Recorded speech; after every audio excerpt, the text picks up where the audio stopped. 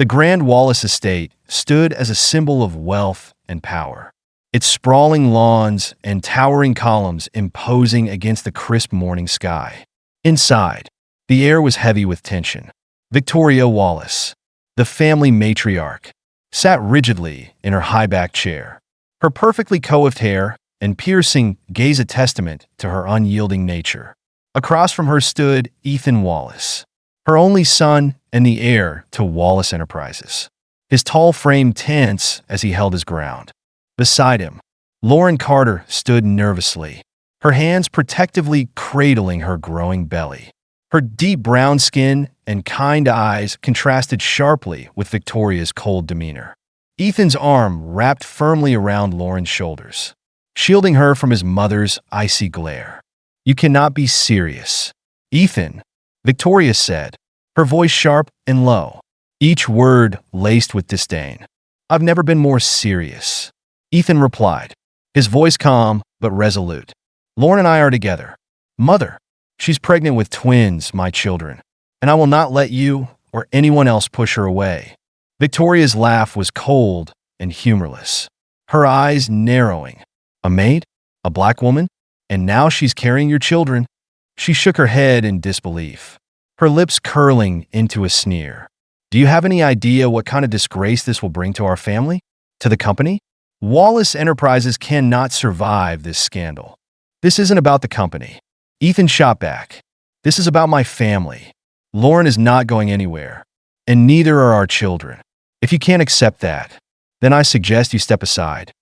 The room fell silent, Victoria's face darkening with fury. Before she could reply, the heavy oak doors to the study swung open, and Charles Wallace entered.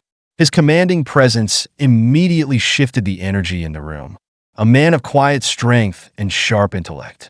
Charles was the kind of patriarch who ruled with reason rather than fear, a stark contrast to his wife's icy authority. "What is going on here?" Charles asked, his deep voice steady but firm.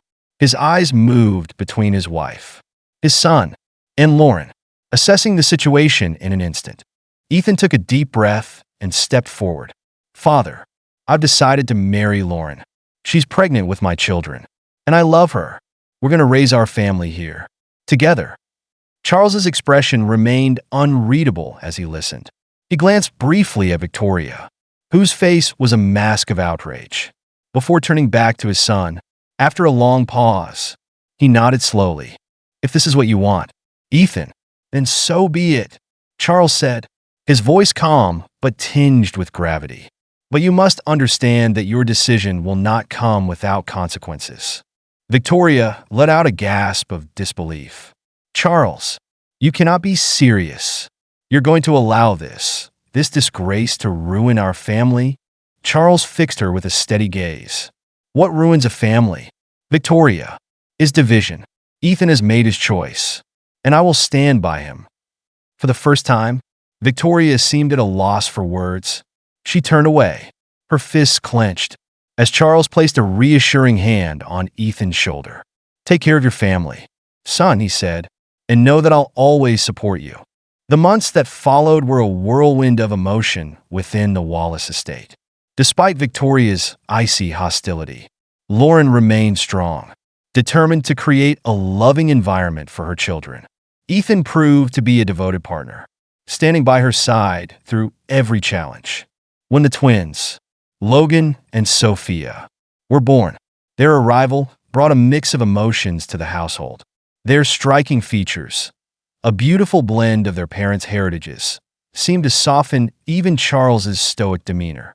He doted on the babies in quiet moments, his affection growing with each passing day.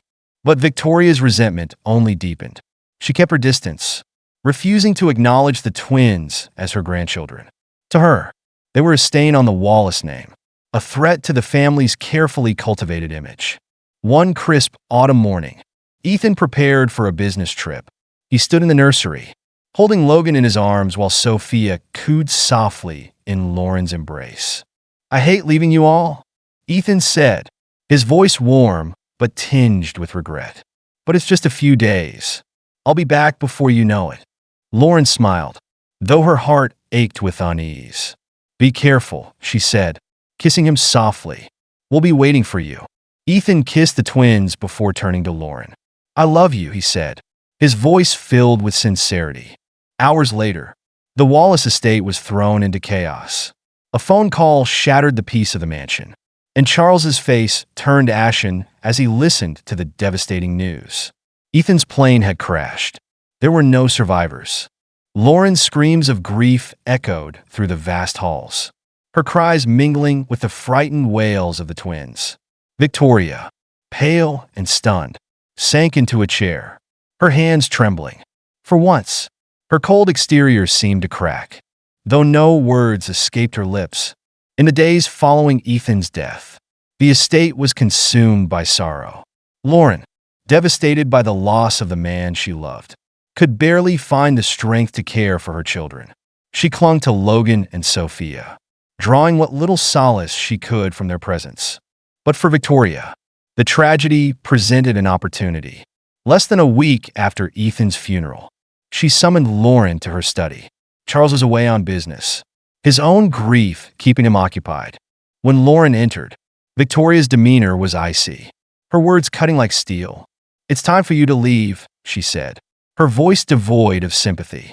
You and those children have no place here anymore. Lauren stared at her, stunned. But Ethan wanted us to stay, she said, her voice trembling. This is their home. Ethan is gone. Victoria replied sharply. And so is your place here. You were nothing more than a distraction, a mistake my son should never have made. I won't allow this family to be tarnished any further. Tears streamed down Lauren's face as she pleaded. You can't do this. They're your grandchildren. Victoria, Ethan's children. They mean nothing to me. Victoria said coldly, you have until tomorrow to leave. If you're not gone by then, I'll have you removed. That night, Lauren packed what little she could, her heart breaking with every item she placed into her bags.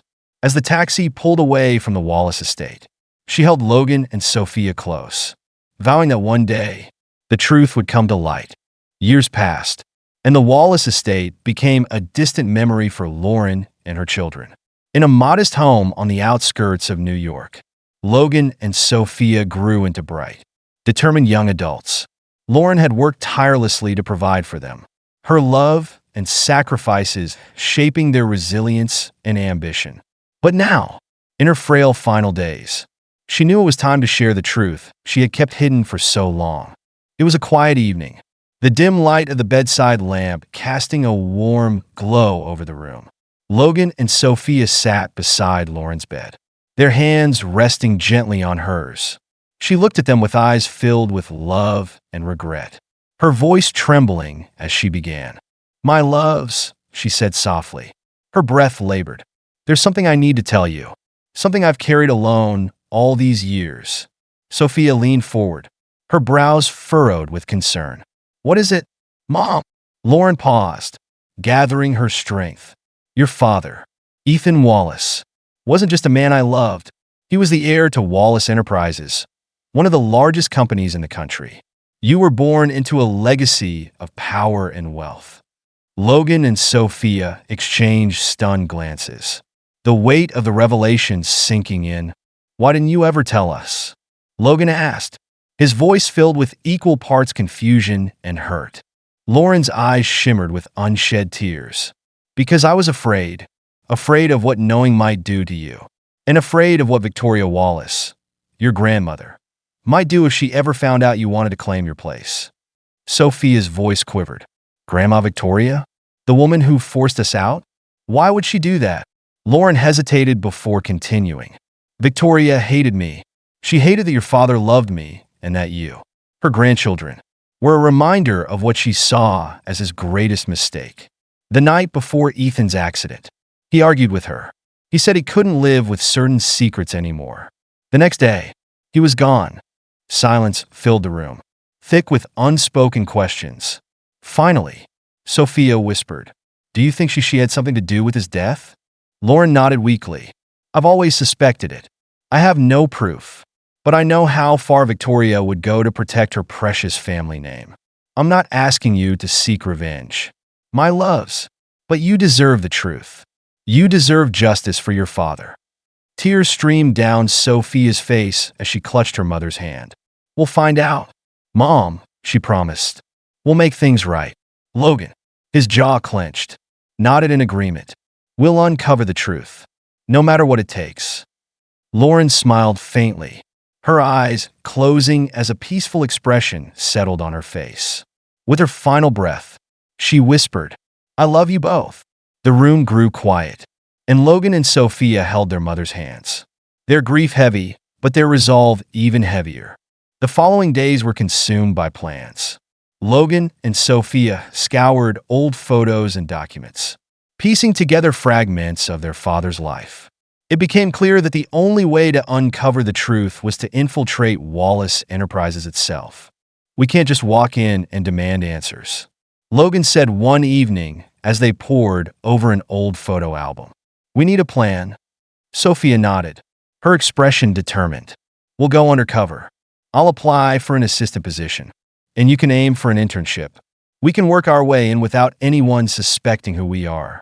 Logan raised an eyebrow. "You think we can pull that off?" "We don't have a choice," Sophia said firmly. "If we want to know what happened to Dad, we need to be where the answers are."